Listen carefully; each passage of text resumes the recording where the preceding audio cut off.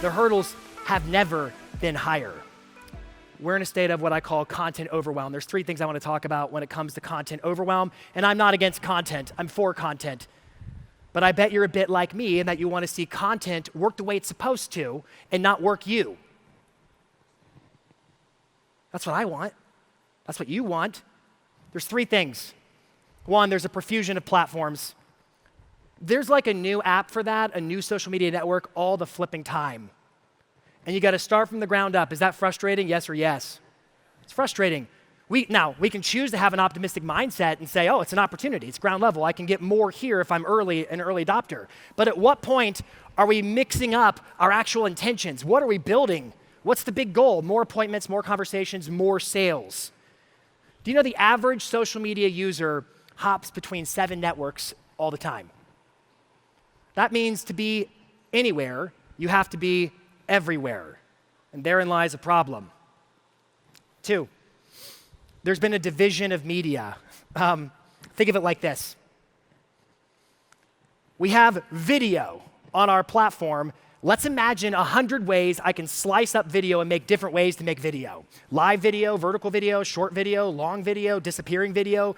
I can create all these different ways of making media and content.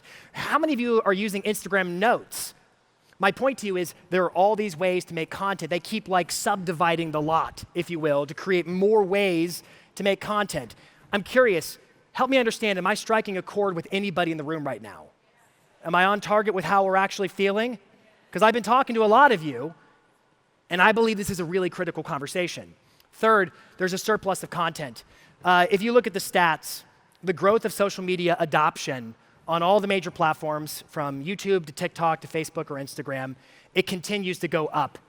The entire world is on social. We know that. We've known that was the trend, but it's still the trend. There is nothing like it in terms of access to people, nothing like it at all.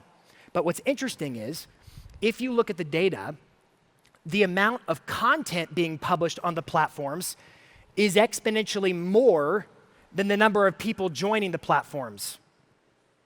So what does that mean? That means that your average Joe and your average Jane on Facebook and Instagram are getting way more willing to share more often. What does that mean? That means the feeds are ever more clogged, and it's going to be harder and harder and harder to get your message heard. So what does that mean? Do you make more content, or do you get strategic?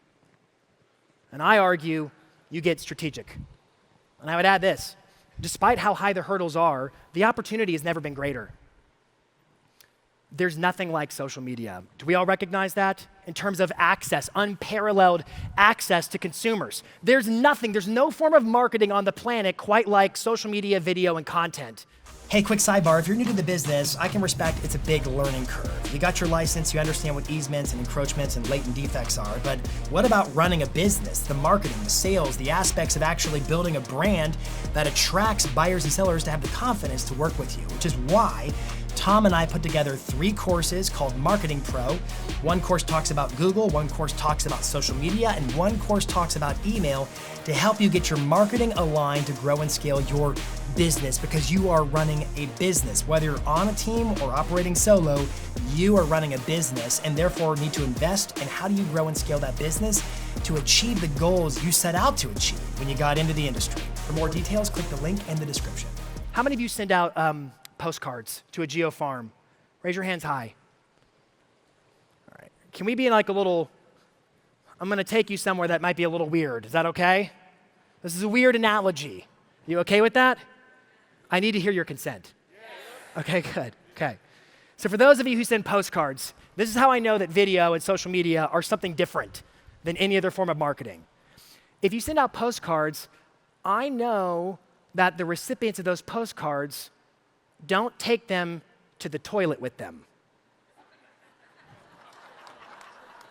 They're not like, where's that postcard? What do they take with them? Has anybody ever handed you your phone and you're like, ew, gross? I don't want to hold. Who Clorox wipes their phone? I hope all of you say yes. These things are disgusting, right? They take their phones with them. And this is weird. This is access maybe you didn't ask for. but they're watching your videos, they're commenting on your post. The level of intimacy access to consumers is crazy. It's an opportunity, a gross one, but it's an opportunity that I want you to recognize, okay, I can't afford to lose, but I'm not winning, so I've got to reshift the way I'm approaching this to ensure that I dominate and seize the opportunity with my content marketing. And there's nothing quite like video that conveys who you are as a brand. Know you, like you, trust you. So I'm curious about this. What stops agents? What stops you from making video? I want to hear your feedback. Time? What stops you from making video? Fear of what? Somebody from high school is going to recognize me and think, who does he think he is, right? What stops you from making video? Perfection. I've got to make sure it's perfect, or what? What? I don't want to look stupid. I don't like the way I look. Are those common answers? Super common answers. They're all looking at you and how you look. Do you know who likes the way they look on video? Narcissists. They love it. They're like, the best part about taking a selfie is getting to watch myself do it. They love it. Nobody normal likes it. If you like yourself on video, check yourself before you wreck yourself. It's okay to be confident in your skin, but you know if I'm talking to you, you know it. So why don't folks leverage video? It's single-handedly the greatest marketing format ever from a marketing standpoint. And it always centers around the way I look, but not physically necessarily. It's more about, I'm going to post this video and I'm going to put it out into the great unknown, where people are going to judge me. Do I look stupid? Do I sound stupid? Is this going to come off weird? And they're going to start judging me, and I can't control or even monitor their reaction to me. And so I don't do it.